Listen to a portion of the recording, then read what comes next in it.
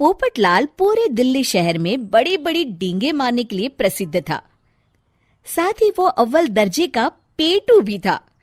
उसकी इस आदत के चलते कोई भी आदमी उसे अपने घर भोज पर नहीं बुलाता था। फिर एक दिन पोपटलाल अपनी बहन के घर जाता है, जो दूसरे शहर में रहती थी। अरे पोपटलाल, बड़े दिनों के बाद तुझे मेरी याद आई। माय डियर बहना, तू तो जानती है मैं अपने कारोबार में कितना व्यस्त रहता हूँ। हाँ, तेरी बात भी सही है। अब आया है तो कुछ दिन ठहर के जाना। अरे दीदी, ये भी कोई कहने की बात है।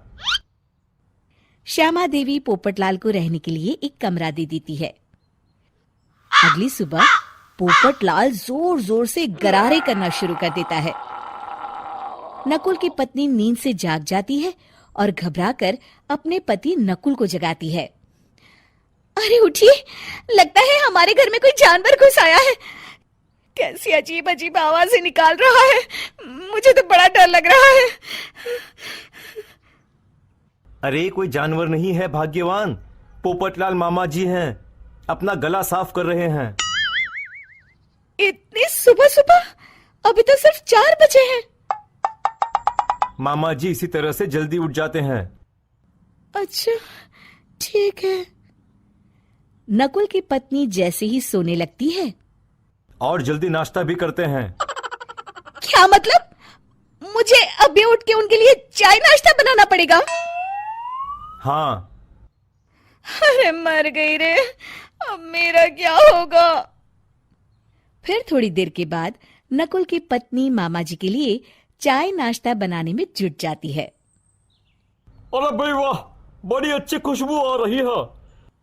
बहू, जो भी बना रही हो फटाफट ले आओ, जोरों की भूख लगी है। हाँ मामा जी, अभी लाती हूँ।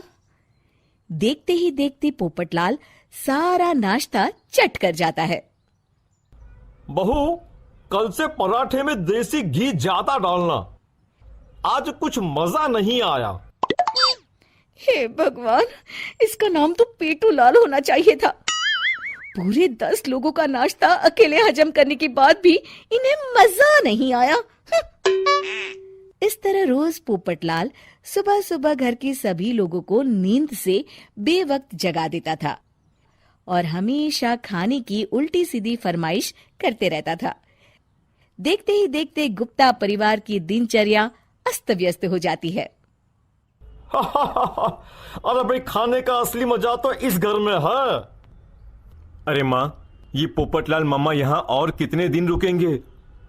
ये अकेले इतना खाना खा जाते हैं कि आज राशन वाला मुझसे पूछ रहा था कि अरे भाई, क्या आप लोगों ने घर में हाथी पाल लिया है? अरे बेटा, अब घर के मेहमान को कोई सीधे मुंह कैसे निकाल सकता है? माँ जी, अब बर्दाश्त की इंतहा हो गई है। मैं अकेले इतना काम नहीं कर सकती। आखिर मैं भी इंसान हूँ। मैं कल ही अपने मायके चली जाऊंगी। अरे भाग्यवान, हम सबको मुसीबत में अकेला छोड़कर तुम कहाँ जा रही हो? जरा सब्र करो, मैं कुछ सोचता हूँ। अगले दिन एक डॉक्टर साहब उस घर में आते हैं। अरे नकुल बेटा, ये डॉक्टर यहाँ क्यों आया है? अरे मामा जी, माँ की तबीयत बहुत खराब है। तबीयत तो खराब होगी ही, तुम लोग उल्टा सीधा खाना जो खाते रहते हो। देखो नकुल, मैं तुम्हारा फैमिली डॉक्टर हूं, इसलिए आज से मैं जो कहूंगा तुम सबको वही खाना रोज खाना पड़ेगा। आजकल कितनी बीमारियां फैल रही हैं, पता भी है तुम्हें? आज से तुम सब सिर्फ सलाद और करेले का जूस पियोगे, समझे? डॉक्टर अंकल, आप ठीक कहते हैं। पोपटलाल घबरा के, अरे क्या खाक ठीक है भांजे? ये डॉक्टर सीधे सीधे हमें घास फूस खाने के लिए कह रहा है। अरे मैं कहता हूँ भगा इस डॉक्टर के बच्चे को यहाँ से। अरे मामा जी, डॉक्टर साहब ठीक ही तो कह रहे हैं। इसी बहाने आपका इतना बड़ा पेट जो बाहर निकला हुआ है वो अंदर हो जाएगा। इस तरह गुप्ता परिवार रोज खाने में सिर्फ सलाद खाना शुरू कर देता है। बेचारे पोपटलाल का बुरा हाल हो जाता है। ये लीजिए मामा जी, ताजा ताजा करेले का जूस। अरे नहीं नहीं बहू, मैं मरने से पहले मरना नहीं चाहता। मुझे तुम लोग माफ करो। यह भेड़ बकरी वाली जिंदगी तुम लोगों को मुबारक हो। मैं तो चला यहां से।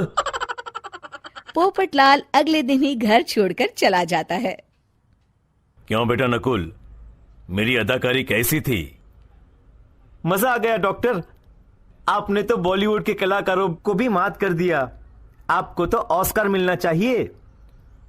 बेटा ये थोड़ा ज्यादा हो गया। लॉकडाउन ने सिखाया सबक। रीनू थी एक नंबर की आलसी, लेकिन शादी के बाद घर के सारे काम की जिम्मेदारी उस पर आ गई। एक दिन रीनू किचन में बड़बड़ाती है, हे भगवान, कितना अच्छा होता कि पूरे घर में सिर्फ सोने का कमरा होता और टीवी वाला कमरा और खाने वाला कमरा। ये किचन की रचना क्यों कर दी भगवान? अरे आलसी औरत, जल्दी से नाश्ता और खाना तैयार कर दो। बच्चों को और मुझे काम पर और स्कूल निकलना है। सुना है विदेश में डब्बे में बंद खाना आता है, बस खोलो और खा जाओ। कितनी अच्छी जिंदगी है ना वहाँ की। काश मैं विदेश में पैदा होती। वैसे इससे भी अच्छी जिंदगी होती है किसी की, जिसमें डिब्बा भी नहीं खोलना पड़ता। अच्छा, किसकी जल्दी बताओ ना, मैं तो फिर वहीं चली जाऊंगी। सतीश बाहर की ओर इशारा करके कहता है, जहाँ भैंस घास खा रही थी वो देखो, उसे कोई मेहनत नहीं करनी पड़ती। खुद का भी पेट भर रहा है और बच्चों का भी। अच्छा ही होता कि मैं गाय होती। रीनू की आलसपना दिन पर दिन बढ़ता ही जा रहा था कि एक दिन रीनू की सहेली उससे मिलने आती है। ढेर सारे जेवर और सुंदर साड़ी पर्स से लदी हुई होती है स्नेहा। अरे स्नेहा, तू तो बड़ी मेंटेन लग रही है। हाँ, लेकिन तू क्यों उजड़े चमन की तरह फैल रही है? यार, घर का सारा काम मुझे करना पड़ता है। रीनू, हम दोनों तो बचपन की सहेलियां हैं। मैं तुझे अच्छी तरह से जानती हूँ। तू तो एक नंबर की कामचोर औरत है। मतलब कि कम काम करती थी तू तो। यार देख, मेरा तो हाल सभी को पता है। मुझे तो एक गिलास पानी भी खुद लेकर पीना अच्छा नहीं लगता। अच्छा होता अगर मेरी शादी ही नहीं हुई होती। अरे मेरे पास एक आइडिया है। तू घर के सारे काम के लिए काम वाली लगवा ले। खाना बनाना, बर्तन धोना और सारे काम वही करेगी और तू करेगी आराम। हाँ यार, बात तो सही है। अब स्नेहा के आइडिया से रीनू ने घर में काम वाली लगवा ली। एक दिन, मैडम पगार दो। पगार? अरे 1 महीने बाद आना। हो गया ना मैडम 1 महीना, अब क्या अगले साल आऊं क्या? क्या 1 महीना भी हो गया? आराम इतना मिला कि 1 महीना कैसे गुजर गया पता ही नहीं चला। रीनू अलमारी खोलती है, सामने बच्चे की फीस के पैसे पड़े होते हैं। वो उसे नौकरानी को दे देती है। अब फिर रीनू के दिन अच्छे से कटने लगते हैं कि तभी एक दिन चिंटू कहता है, माँ, आज मेरे स्कूल में इतनी बेइज्जती हुई। ओ बेबी वेट, रानी जरा बाबा को जूस देना और मुझे कॉफी। बस करो मम्मी, दिन भर दिखावा करती रहती हो। स्कूल की फीस पिछले 2 महीने से नहीं दी है आपने, इस बार भी नहीं दी तो नाम कट जाएगा। रीनू को याद आता है कि उसने तो वो पैसे काम वालियों में बांट दिए थे। वहीं एक दिन स्नेहा फिर रीनू के घर आती है। रीनू, चलो शॉपिंग पर चलते हैं। कितने दिन हो गए कोई नई ड्रेस नहीं खरीदी। ओह हाँ हाँ श्योर। तभी रीनू को याद आता है कि जो थोड़े से पैसे बचे हैं उसे तो खाना बनाने वाली को देना है। रीनू के पास अब ज़रूरी काम के लिए भी पैसे नहीं बचते हैं कि तभी अचानक विश्व में महामारी फैल जाने के कारण लॉकडाउन हो जाता है। अरे रीनू, मैं अब ऑफिस का काम घर से ही करूँगा क्योंकि महामारी के कारण पूरा देश लॉकडाउन में है। अब ना हम बाहर जाएंगे, ना ही हमारे घर में कोई दूसरा बाहर से आएगा। और हाँ, काम वाली भी नहीं।